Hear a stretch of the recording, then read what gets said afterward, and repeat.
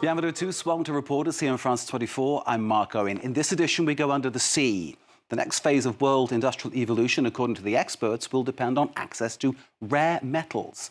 Any country that has these will clearly have an advantage in the global marketplace. Norway has, in this sense, struck gold, but the booty, well, it's at a hidden depth, 300 metres under the sea. Our reporter Arnaud Guigueton is with us. Arnaud, why then is deep-sea exploitation so strategic? It's completely strategic. Deep-sea mining in the Arctic would allow Norway to fulfill two ambitions. First of all, to successfully carry out its ecological transition. And second, stop being energy dependent on China, which supplies a large quantity of rare earth metals. Norway wants to boost its renewable energy production by using wind and electricity. These green technologies use a lot of rare metals. Norway knows that its ocean floors could hold large quantities of minerals, such as cobalt, lithium and copper. So it wants to explore its ocean floors, like it has done with regards to petrol since the 1970s. Easier said than done, isn't it, Arnaud? Thank you very much indeed. Let's take a look then at the report by Guillaume Collange and Arnaud Guigueton.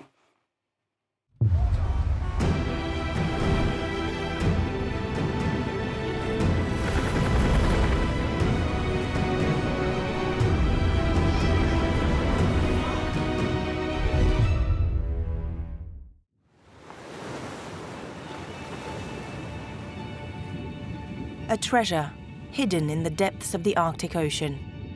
3,000 meters below the surface, mineral deposits lie on the seabed off the coast of Norway.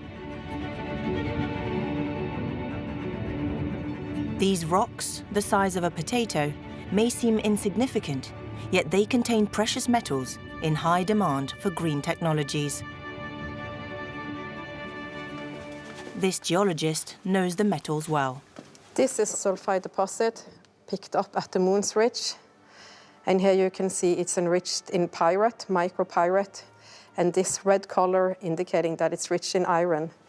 If you look here, you can see this green color again caused by atacamite, and it's indicating that it's rich in copper as well. Between Jan Mayen Island and the Svalbard archipelago, 12 fields of sulfide and 27 manganese crusts have already been identified and could be worth billions of euros. The area is thought to contain 3 million tons of rare metals, 4 million tons of cobalt, 38 million tons of copper, lithium, magnesium, tungsten, and 185 million tons of manganese.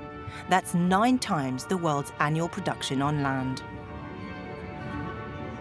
Yeah, so the moons and Knipe, which are interesting to look at in terms of sulfide deposits, because you have hot water coming out precipitating important minerals like copper, zinc, gold and silver, creating black smokers. And when these are collapsing, we can pick them up and they contain really important minerals. Such resources are needed for the production of wind turbines, solar panels, and batteries for electric vehicles. Many are keen on getting their slice of the cake. Several Norwegian companies and universities have already started developing new techniques to harvest the minerals. Underwater drones, autonomous robots, tele-operated collectors, millions are invested in the race for deep-sea mining. Seabed Solutions specializes in extraction equipment on land, and it's convinced that underwater mines are the future. In 2019, the company bought a 16-ton excavator previously used by a wreck diver. With its tracks and drilling head, it can dig, extract, and travel across the deposits. If you're down at 4,000 meters, that pressure is in the area of 400 bars. So you have to take care of that. And you must also be sure that all the mechanical parts like booms and arms, etc., are not enclosed, because then they will be crushed. Last time the excavator plunged into the Norwegian Sea, it was tested for drilling operations. It was powered thanks to a steel cable and remotely controlled from a ship by 2 operators. There will be a race for minerals. According to EAA and the International Energy Agency and the World Bank, the demand for minerals will be at least 10 times higher for many minerals. When we now go into the fourth industrial revolution, we will see several new technologies emerging. We will have synthetic biology, 6G, artificial intelligence. All these technologies have that in common, that they are enabled by minerals and rare earth elements. As long as China controls the supply of those elements and also the refining and production, China also have the upper hand in the innovation phase. So far, no country has authorised deep-sea mining, but the Norwegian government says it's keen on the idea, hoping to move away from the oil and gas industry, while becoming a major mineral producer in Europe. Ruben Ordekalv is against the project. He leads the Norwegian Environmental Protection Association, dubbed the Green Warriors. He wants to ban underwater mining, as it might pollute the ocean and have a devastating impact on marine life. You will see now, this is a very small-scale operation, so if they want to make this big, to make it commercialized, then it will be a lot bigger. But you can see, here you can see the dust from the operation spreading into the water, like here. And if you are mining for copper, if the rock is containing copper, then it's copper you are spreading. It should be obvious to people.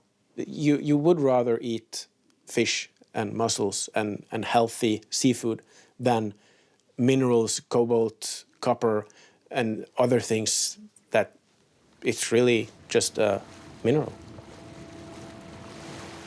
Bergen Port. The GeoSARS vessel is about to set sail, bound for the Greenland Sea. On board, scientists from the Institute of Marine Research.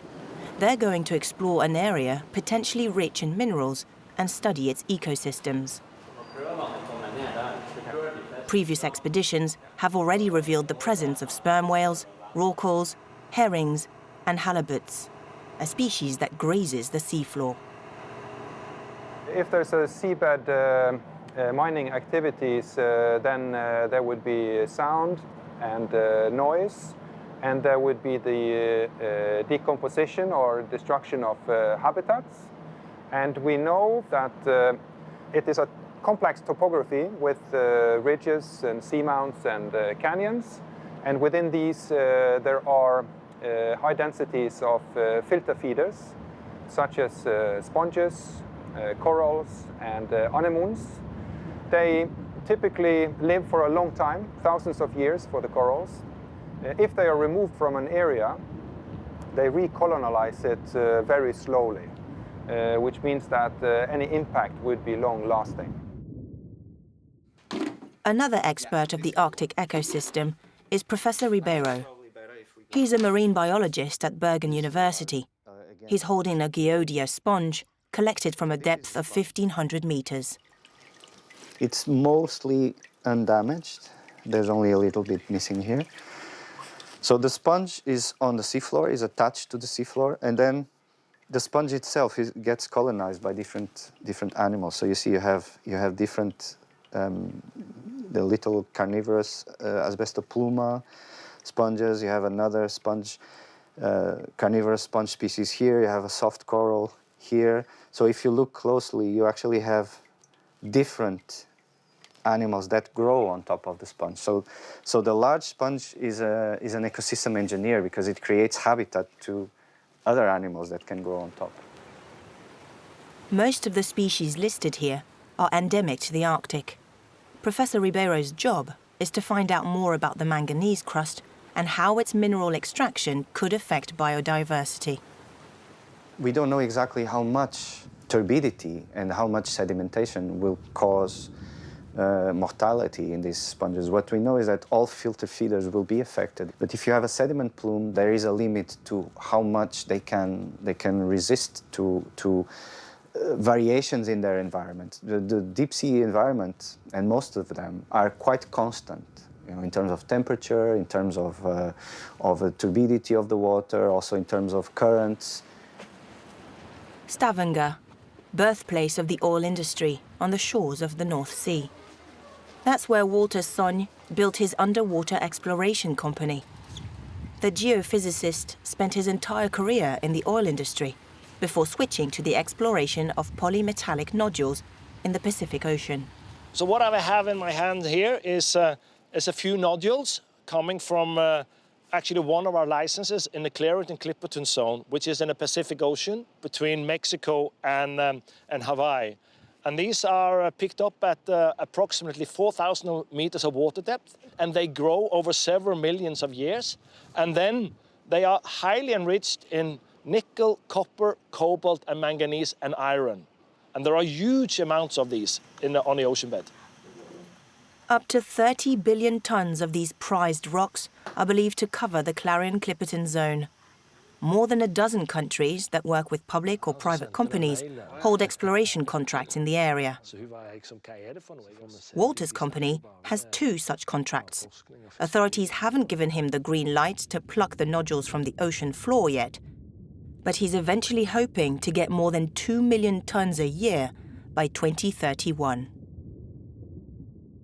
If the minerals on the ocean or resources on the ocean can be a better alternative than new terrestrial mines in the rainforest of Indonesia or in Africa and so on. Because it's not only about the environmental impact, it's also about secure supply. And today, China is dominating that role. The deep ocean minerals, they are taking away the geopolitical risk. But we need to make sure that we have a technology that can minimize the impact.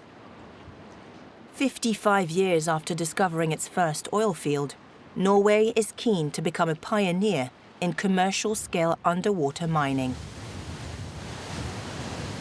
But faced with much criticism, the country has vowed to remain cautious. I understand that some people come to the conclusion that we should not conduct activities and do not want to allow for deep-sea mining in the future. From my perspective, I view it somewhat differently. I think that we should look into the potential that deep-sea mining might have. And the Norwegian government is ready to say no at any time if we found out from the research and the information that we gather that it's not possible to do it in a sustainable and coexistent way with acceptable impacts on the natural habitat in our oceans.